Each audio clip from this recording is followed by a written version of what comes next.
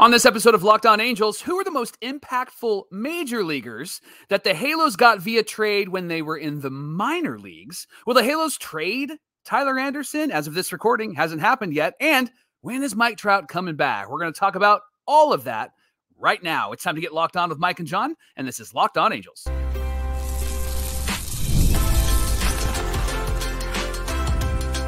You are Locked On Angels, your daily Los Angeles Angels podcast. Part of the Locked On Podcast Network, your team every day. Yes, it is. And yes, we are. Thanks for making Locked On Angels your first listen of the day. You can find us anywhere you get your podcasts, including Apple Podcasts, Spotify, and SiriusXM by searching Locked On Angels. And if you'd like to get back to the Super Halo Bros for all this Super Halo content, here's some things that you can do. Leave us a rate and a review on Apple Podcasts. If you're watching on YouTube, hit that thumbs up button. And if you're not subscribed already, please subscribe and become a Locked On Everydayer. And whether you're watching or listening, come over to YouTube, leave a comment. It's one of the best ways to get in touch with Jon and I and be a part of the conversation. And this episode of Locked On Angels is brought to you by our friends at Prize Picks. It's the easiest and most exciting way to play daily fantasy sports. Go to prizepicks.com/LockedOnMLB and use our code LockedOnMLB for a first deposit match of up to $100. Go away. I'm on Twitter. I'm refreshing. I'm trying to keep up with tweets and trade news. Yeah, I'm just kidding. What's going on, everybody? Thanks for making Locked On Angels your first listen of the day. We appreciate you being here. My name is Jon, and that's my brother Mike. And my name is Mike, and that's my brother Jon. Together, we are the Super Halo Bros, and this is our third season here at Locked On Angels, covering Angels baseball every Monday through Friday with you. On today's show, we're going to give you a little bit of a Trout update. We did talk about him last week and our concerns, and we'll see where he stands now. But we also want to get into 7 trades that the Halos made that got them impactful, future major league caliber players. But first, Michael, are the Halos? I'm looking at Twitter. I haven't seen a Tyler Anderson move yet. Are we doing this, or what are we doing here? Come on. There's a lot of rumors, Johnny, about Tyler Anderson, and he's one of the bigger names right now out on the market. And it does look like a seller's market based off of a lot of the trades that had happened yesterday, especially when Yusei got traded to the Houston Astros. That's my favorite thing in baseball. If the Astros don't continue that, I'm going to be mad. They won't, because they're stupid. Party poopers. Yes. Now, there was a report, Johnny, that I think we need to discuss. As of this recording, we don't have any details on Tyler Anderson being traded. Could happen as we're talking. But here's the report. The Angels are getting plenty of action on Tyler Anderson. But considering that he's under contract at $13 million next season, the Angels realize that they won't get a quality starter to replace him at the same contract rate and could potentially keep him. So right now, the Halo staff is Anderson, Soriano, Canning, and then Carson Fulmer's filling in, and possibly Kenny Rosenberg, and there's been kind of a rotation of pitchers. So the second half, as we've talked about, could be very difficult, specifically difficult filling out the rotation without Anderson. So, Jon, is this position of holding on to Anderson justified? Silence is golden. I'm just staring into the camera. Yes. Blankly staring ahead. Yeah. Mike, this screams Artie Moreno, doesn't it? To say, well, we're not going to get another 13 million guy like Tyler Anderson. That tells me you're not looking at the peripherals. You're not looking at the expected numbers. You're trying to hang on to this cheap arm who's 34 years old. Look, he's performing great. I'm not taking anything away from Tyler Anderson, but the fact that he will never be more valuable than he is right now means that you're going to get a haul for him. Can I just bring up something here? You mentioned the Yusei Kikuchi. Listen to this from Baseball America on Twitter. The Blue Jays traded Yusei Kikuchi to the Astros and landed 3 top 30 prospects from the Astros. Right-handed pitcher Jake Bloss, who is the number 2 in the organization. He actually got a couple of starts with the Astros this season. First baseman and outfielder Joey Laperfido. Hey, Joey Laperfido over here. The number 5 prospect. And then second base, third baseman Will Wagner, son of Billy Wagner. Oh, nice. Number 19. Wow. Right. 2-5 and 19. That's for Yusei Kikuchi. Yeah. And Tyler Anderson is not a rental. He's $13 million a year. So, round that to 6.5 for the rest of the season. I know it's not exactly that. And Yusei Kikuchi is a $3.3 million rental, and his contract expires at the end of this season. Mm-hmm. But here's the thing. In terms of like going the distance in a game, Yusei Kikuchi has pitched 6 innings plus in 9 of 22 of his starts. Tyler Anderson has pitched 6 innings plus in 14 out of 21 starts. Wow. So he has had a lot more longevity and success. So I'm going back to your original point. Is this a good stance to take? What are the Angels going to do in 2025, Mike? Right. What are they going to do in 2025? Unless you add Corbin Burns and Garrett Cole opts out of his contract and you add him too, then what are you going for in 2025? And that's the thing. We all know the Angels are going to pony up a ton of money next year in 2025. They're going to rinse and repeat this year. So there's just no world where this feels justified. You need somebody to eat innings the rest of the season, then call up Kenny Rosenberg. Well, you already have. You got Davis Daniel up there now. You've got Carson Fulmer figuring it out.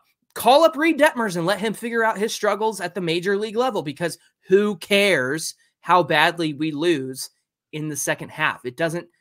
Nothing's going to happen in this second half. So let these guys figure it out with Barry Enright. Help them learn to become longevity pitchers. Maybe Griffin Canning can eat you innings like he's been doing.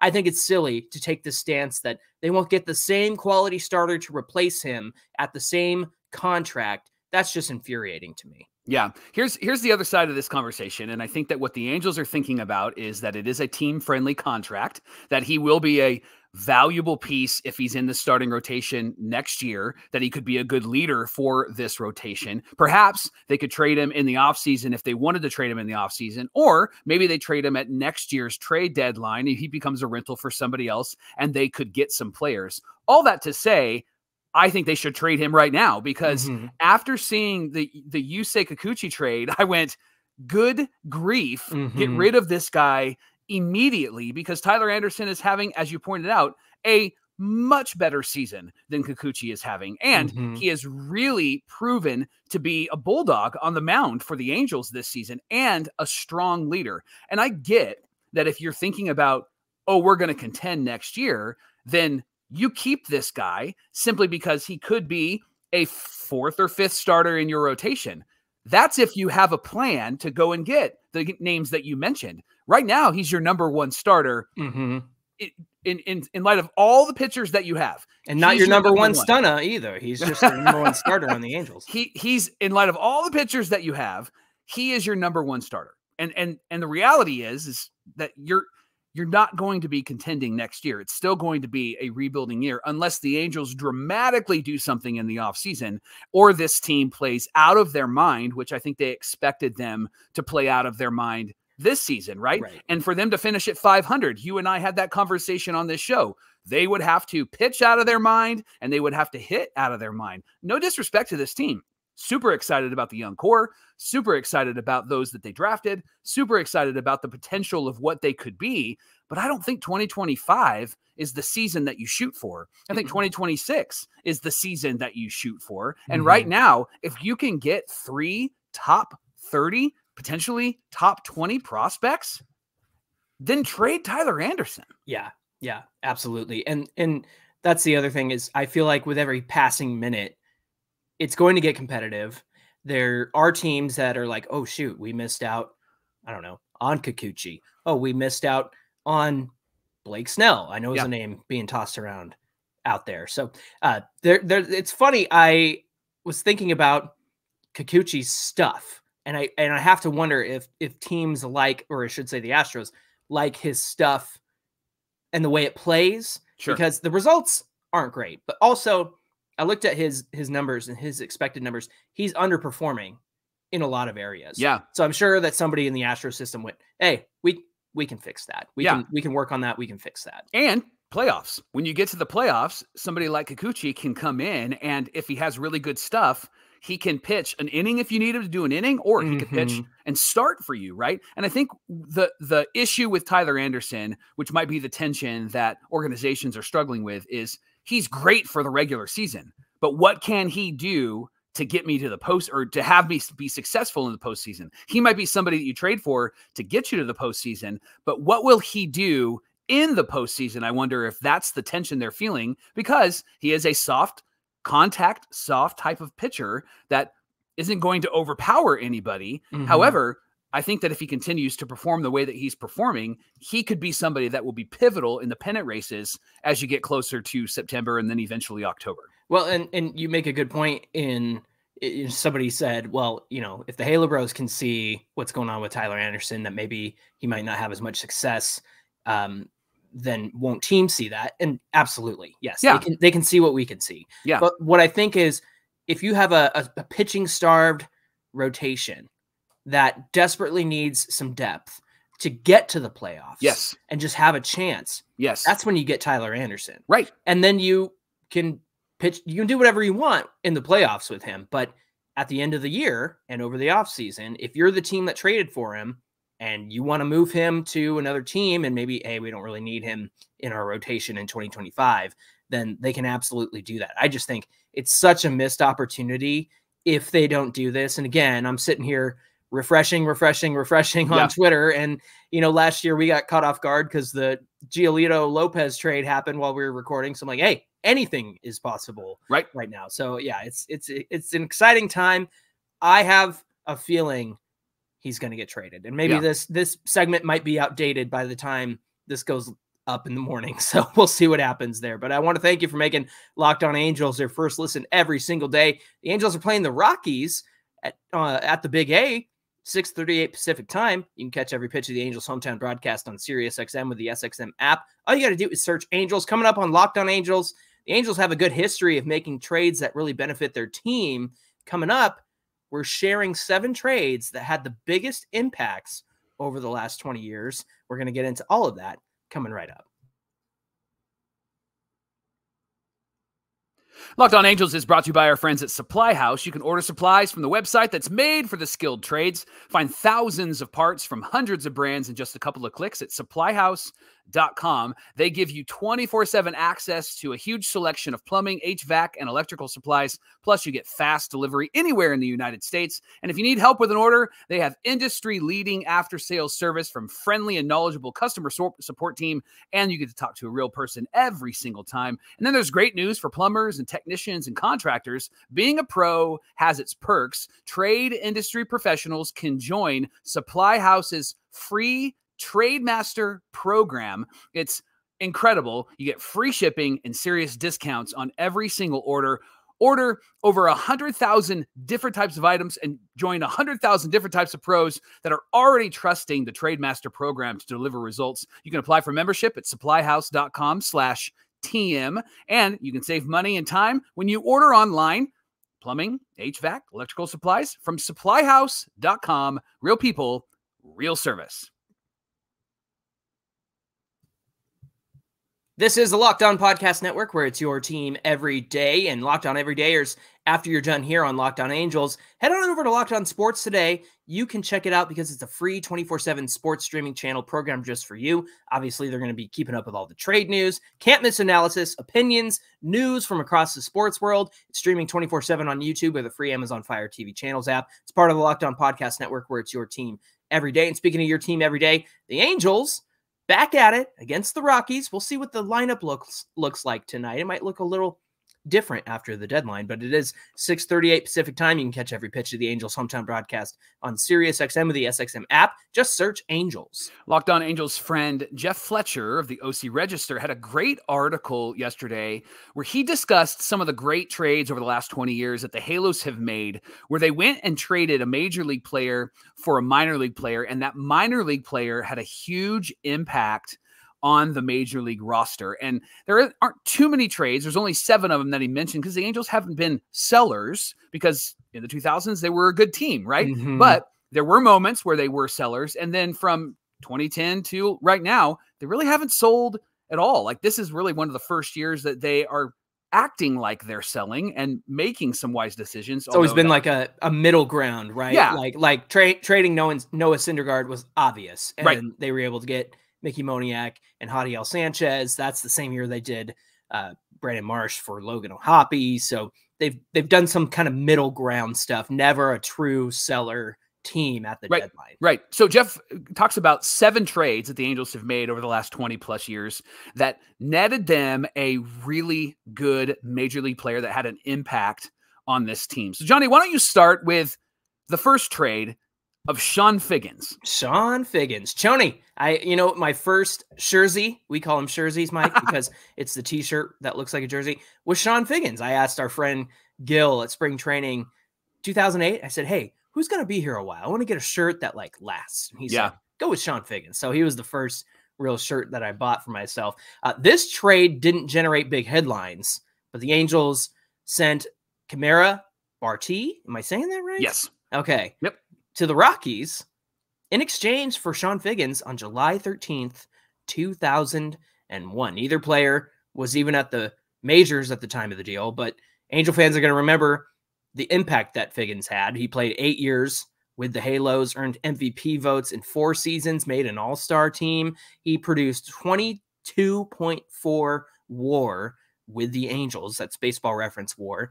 It's the most for any player who was originally signed by another team, but made his debut in the majors with the Angels. Trade number 2 that Jeff Fletcher talked about was the trade for Adam Kennedy. Hey, I know that guy. The Angels traded Jim Edmonds to the St. Louis Cardinals on March 23rd in the year 2000. And I hated that trade at first because I loved Jim Edmonds. Yeah. But they got back AK and Kent Bottenfield. Remember good old Kent Bottenfield? So AK only played 33 games with the Cardinals in 1999, but of course became the everyday second baseman in 2000 for the Halos and was the everyday second baseman until 2006. And of course, the MVP of the 02 American League Championship Series. And that one Game 5, 3 home run game. I remember being so excited watching that game and cheering and going nuts. Early in my marriage, my wife and I were watching this, and that's when I knew that this was going to be a long-lasting relationship when she was cheering for the Angels. I love that. Now, let me ask you, Adam Kennedy doing that in Game 5, 3 home runs, who would you compare that to on this team now? Like, he hit 3 home runs in one game and clinched. Like, who would that be on the 2024? Oh man, Angels? that's a great question. I would say it would probably be like Nolan Shonowell. Okay. Where Shonowell is not a home run hitter. AK was not a home run hitter. Yeah. But Shonowell getting a hold of 3 different pitches and hitting them over the wall in huge key moments would have people going crazy. And then we would get on this podcast and go, somebody told me he doesn't have any power. Mike, number 3 that Jeff Fletcher wrote about was Meiser Esturiz. Mighty Meiser. The Angels traded Jose Guillen to the Expos. Oh, remember the Expos? Yep. On November 19th, 2004. They got back Meiser Esturiz and Juan Rivera. Great trade. Esturiz spent 8 years with the Angels, played all over the field, obviously, and was a big contributor to the playoff teams in 05, 07, and 09. So Mighty Meiser, a great deal, and came up and debuted with the Angels, and there you go, off to the races. Fletcher also talked about a 4th trade. In 2014, at the winter meetings, the Angels made a 3-way deal with the Dodgers and the Marlins. The Dodgers got Andrew Heaney from the Marlins. Then they flipped him to the Angels immediately for Howie Kendrick. I know. So Andrew Heaney was a 6.7 WAR with the Angels over the part of 7 seasons. It doesn't seem like he was here for 7 seasons, but that's the highest for any pitcher who was a rookie with the Angels after starting in another organization. I wonder what would have happened because, Howie retired after the Nationals World Series, right? That was his last season and tore it up, obviously, but we missed out on like Andrelton Simmons and Howie Kendrick up the middle. Right. That could have been a lot of fun. I know Howie was older, but I still think that would have been a lot of fun. Mike, Luis Rengifo came over when the Angels traded CJ Cron to the Rays for Rengifo. Now, it's because there was a logjam between DH and first base between Pujols and Shohei Ohtani at the time. So Cron was the odd man out, went over to the Rays, and Rengifo took a couple years to find his footing. But as we've said, he is a stud when he gets consistent playing time, and I think that's what has been the key to unlocking what he's been able to do this season.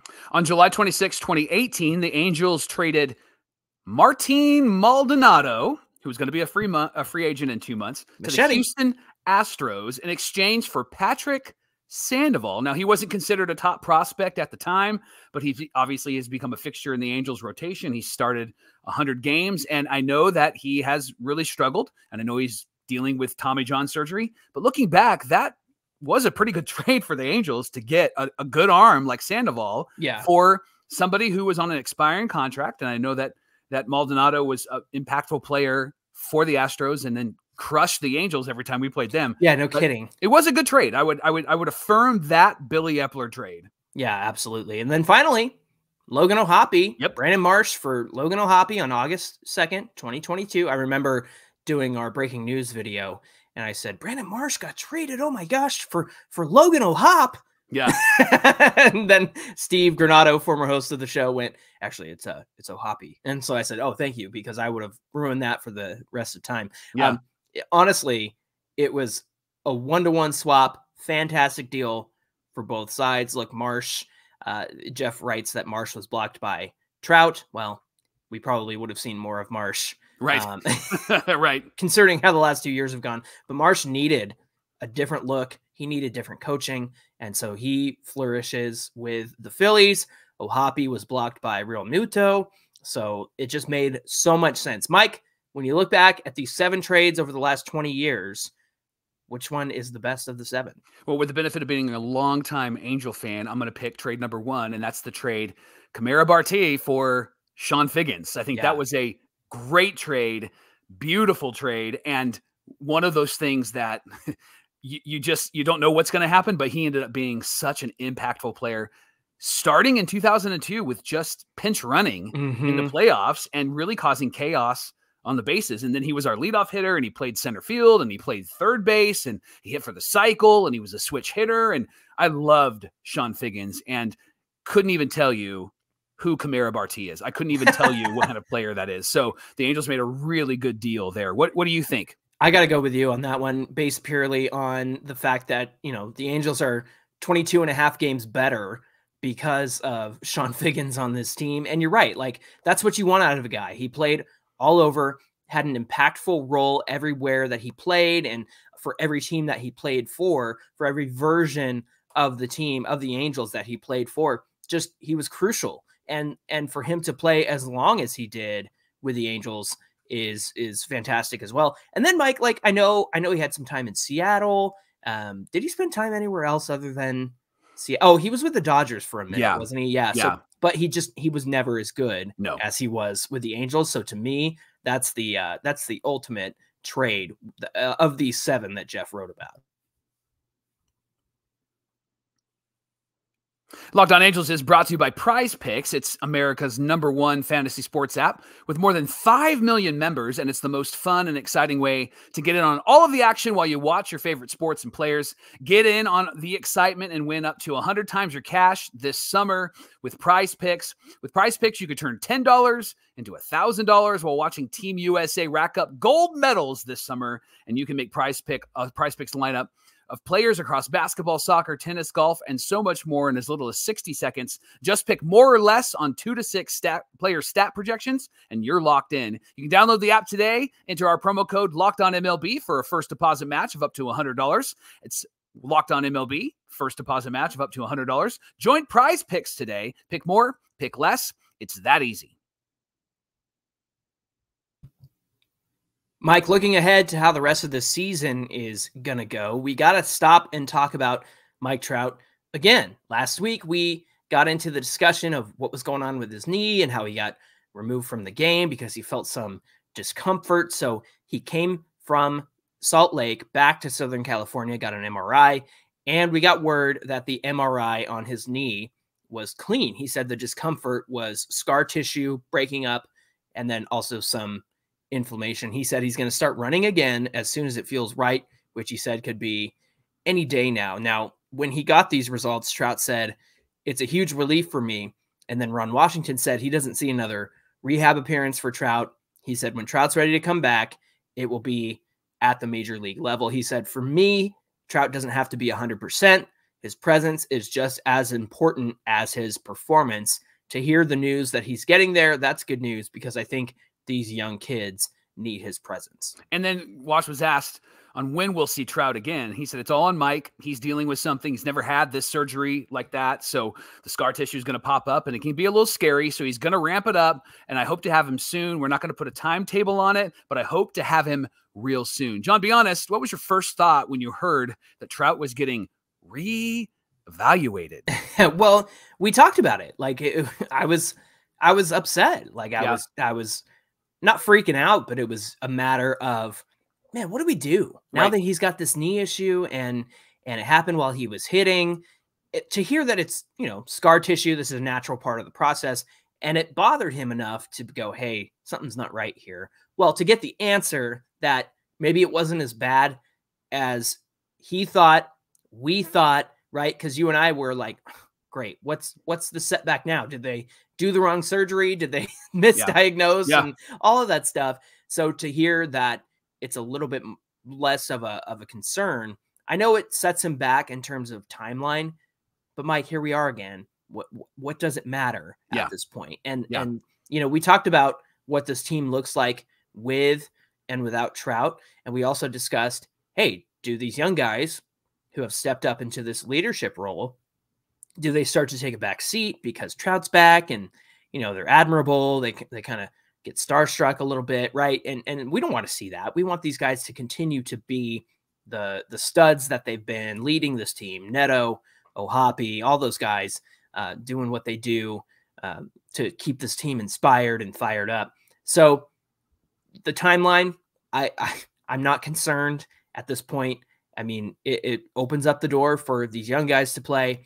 And when Trout comes back, he'll do Trout things. And isn't it kind of weird? Like for me, I guess I'm sitting here kind of contemplating, and you're seeing this in real time.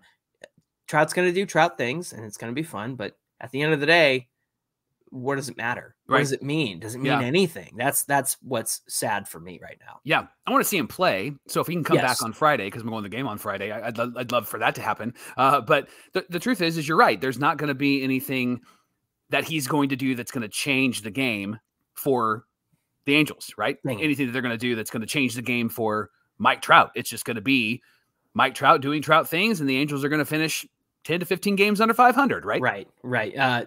Sorry.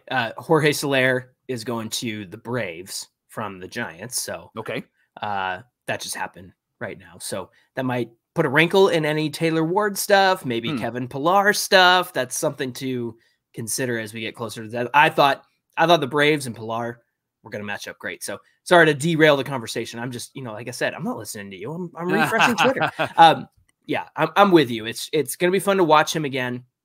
It's going to be great to see him again. And I'll always be a fan. Like I'm always going to be a fan of his, but it's really complicated to really assess what's going on with him and think about the impact on the field, and him being around the guys is going to be great. I think that's important. And he has been around the guys through all of this process, but I'll be interested to see what his performance adds to their play on the field. Maybe they rattle off a good little win streak and we all kind of end things on a high note, right? So I think that could be interesting to watch. But if you had to guess, when do you think he's coming back? What do you say? I'm going to say it's going to be middle of August, beginning of September. I could see them taking their time, and I could see him taking their time. And I don't think that that's a bad thing. And it might be why we don't see a Taylor Ward trade. Honestly, Jon, it might be why we don't see a Kevin Pillar trade. I know the Soler trade maybe put a damper on that to the Braves, but it might be why they keep those guys, because they're not thinking long term. I think they're thinking right now, and we got to make sure that we can fill the lineup, which is so it's such small thinking, right? It's such small thinking. Like you are so in it that you just can't see what's happening around you. And we've used this phrase a couple of times on this show, but like time in erodes your awareness of things. And that phrase. And you're right. Everything is really up close. Their time in kind of erodes their awareness of the reality of this team. And gosh, it's okay if you're going to trade away a Taylor Ward or a Kevin Pillar and you let maybe a Bryce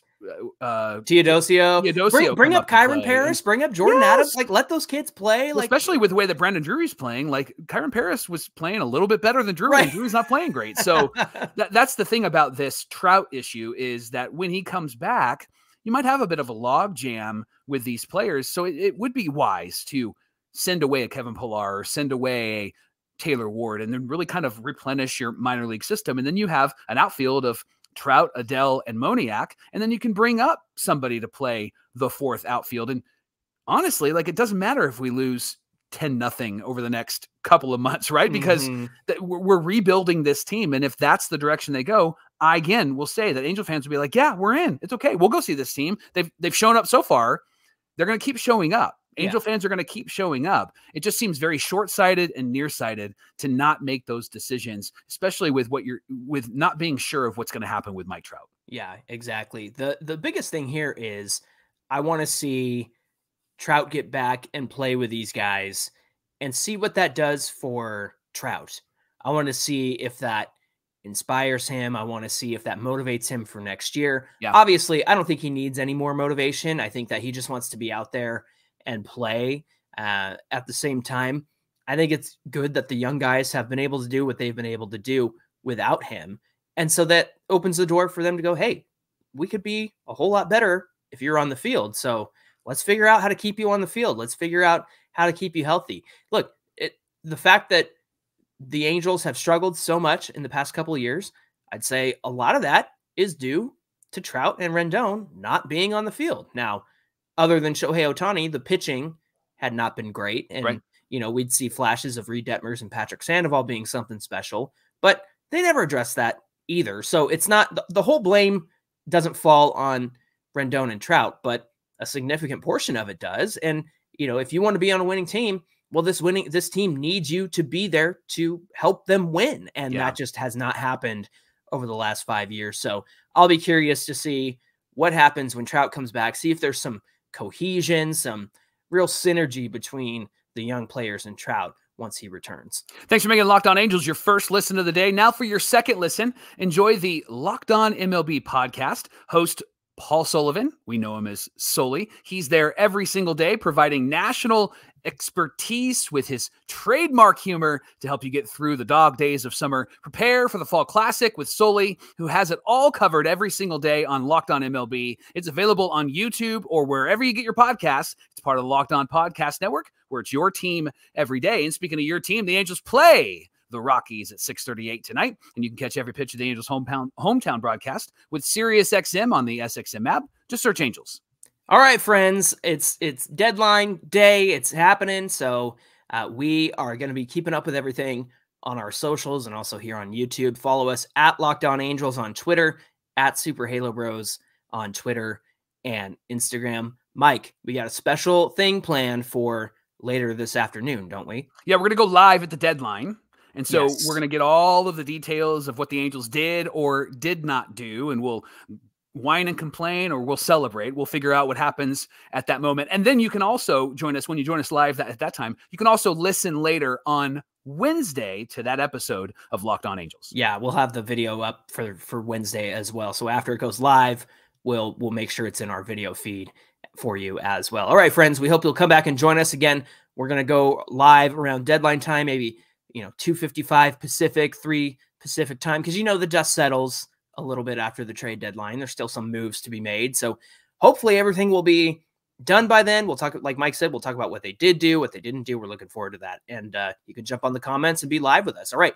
Until later today, my name is John, and that's my brother Mike. And my name is Mike, and that's my brother John. Thanks for being here with us, everybody. And we'll see you back here later on today. At the deadline. The deadline. Under the deadline. Deadline.